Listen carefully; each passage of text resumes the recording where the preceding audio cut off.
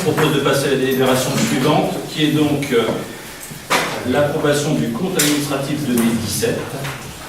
Je propose, comme j'ai dû faire l'année dernière, de laisser la présidence du conseil municipal à Christian Vernet, qui va ensuite rapporter cette délibération-là, et de sortir, puisque je n'ai pas assisté au conseil à cette délibération-là. Non, je vais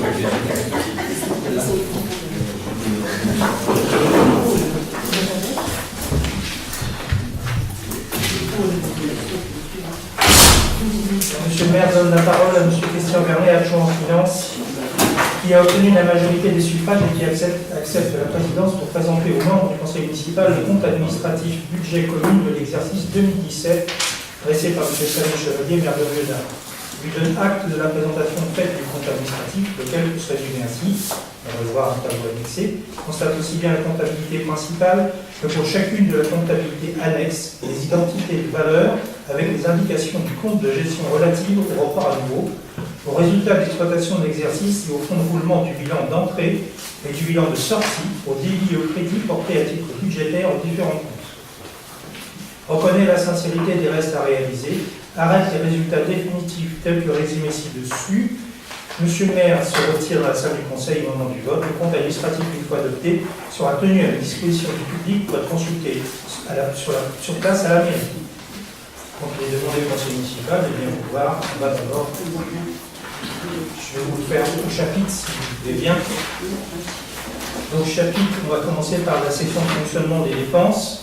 Chapitre 11, donc charge à caractère général, donc crédit ouvert 862 679,60, mandat émis 779 704,53. Vous avez les détails. En 012, charge de personnel et frais assimilés, donc on avait eu un crédit ouvert de 1 194 838,91. Donc on a émis 1 128 206,29. Chapitre 014, atténuation de produits. Donc on avait 317 375 de crédit ouvert et on a émis 317 375. Au chapitre 65, autre charge de gestion courante. On avait un crédit ouvert de 179 169,40. On a émis 157 186,04. 179. Pardon? Oui. 167 160. Et donc on a émis 157 186,04. Au chapitre 66, charges financières, donc on avait un crédit ouvert de 21 000, on a émis 119 474,30. Chapitre 67, charges exceptionnelles, on avait 5 970 de crédit ouvert, on a émis 3 479,43. Au chapitre 022, dépenses imprévues, on avait un crédit ouvert de 20 000, on n'a rien dépensé, ce qui fait un total des dépenses réelles de 2 597 972,91 de crédit ouvert et de mandat émis 2 405 425,59. En 023, on a un virement à la section d'investissement qu'on retrouvera plus tard d'1 712 474,25. En 042, en opération d'ordre de transfert entre sections, on avait un crédit ouvert de 10 000 € et on a émis 5 029 564,37. On a des valeurs en dessous. Qui nous fait en 043 une opération d'ordre inférieur à 0. En total des dépenses d'ordre, donc en crédit ouvert 1 722 474,25 et on émis 5 029 564,37. Total des dépenses de fonctionnement de l'exercice, donc crédit ouvert 4 320 447,16, mandat émis 7 434 289,87. Ça pour ce qui est des dépenses de fonctionnement. Une recette de fonctionnement. Donc au chapitre 13, on avait un crédit ouvert de 71 404,60. On a émis 63 040,31. En 70, produits de service du domaine des ventes, on avait 193 819. On a émis 219 169,50. Au chapitre 73, impôts et taxes, on avait 2 007 045. En crédit ouvert, on a émis 2 059 225 92. Au chapitre 74, dotation subvention de participation. On avait un crédit ouvert de 372 150, on a émis 406 932,80. Au chapitre 75, autres produits de gestion courante, on avait un crédit ouvert de 42 270, on a émis 45 059,37. Ce qui fait un total des recettes de gestion de services de crédit ouvert de 2 686 688,60. On a émis 2 793 427,90. Produit financier, on avait un crédit ouvert de 3 euros, on a émis 3,10 euros. Au chapitre 77, produits exceptionnels, on avait un crédit ouvert de 10 000 euros, on a émis 4 567 858,33. C'est le détail en dessous, qui fait un total des recettes réelles. Pour un crédit ouvert de 2 696 691,60, un titre émis de 7 361 289,33. Donc, total des recettes de fonctionnement de l'exercice. Donc, crédit ouvert 2 696 691,60. Donc, titre émis 7 835 421,25. Pour information, l'excédent reporté de 2016 était de 1 616 561,56. On va passer maintenant à la section d'investissement, les dépenses d'investissement. Donc, le chapitre 20, immobilisation corporelle. Donc, on avait un crédit ouvert de 13 045,40. On a émis 12 388,20. Au chapitre 204, subvention d'équipement, on a 0. Au chapitre 21, immobilisation corporelle. On avait un crédit ouvert de 466 300,16. On a émis 351 412,43. Chapitre 22. Immobilisation reçue en affectation, on a 0. En 23, immobilisation en cours, on a été un crédit ouvert de 1 264 884,44. On a émis 156 681,18. Au chapitre 10, dotation fonds divers et réserves, on avait un crédit ouvert de 500 000. On a émis un mandat de 500 000. Au chapitre 16, emprunt et dette assimilée, on avait un crédit ouvert de 37 000, on a émis 36 587,76. Au chapitre 27, autre immobilisation financière, on avait un crédit ouvert de 136 000 euros, et on a émis 135 017. Au chapitre 020, on avait des dépenses imprévues d'investissement de 37 157, on n'a rien émis. Au chapitre 040, les opérations d'ordre, on va faire d'abord les totales de dépenses réelles. Pour 2 324 036 et un mandat émis de 1 062 217,02. Opération d'ordre, donc on n'avait pas de crédit ouvert, mais on a émis 474 131,92. Ce qui nous fait un total de dépenses d'investissement de l'exercice. Pour un crédit ouvert de 2 324 036, on a émis 1 536 348. Et donc, on va passer maintenant aux recettes d'investissement. Donc, au chapitre 13, subvention d'investissement, on a un crédit ouvert de 144 000 euros et un reste à réaliser de 144 000 euros. Au chapitre 16, emprunt de l'examiné, on n'a rien. Ce qui fait un total des recettes d'équipement de 144 000 euros de crédit ouvert et de reste à réaliser 144 000 euros. Dotation fonds divers et réserves. On a un crédit ouvert de 60 130. On a un titre émis de 47 673,76 et un reste à réaliser de 19 599. Pour 024 produits de cession, on avait un crédit ouvert de 394 075. On n'a rien émis. Ce qui nous fait un total de recettes financières pour un crédit ouvert de 454 205, un titre émis de 47 663,76, reste à réaliser 19 599. Total de dépenses réelles, recettes réelles, 588 205 de crédit ouvert 2024, et on a émis 47 663,76 et un reste à réaliser de 163 599 euros. Donc on a un virement de la section de fonctionnement en 021 pour 1 712 474,25.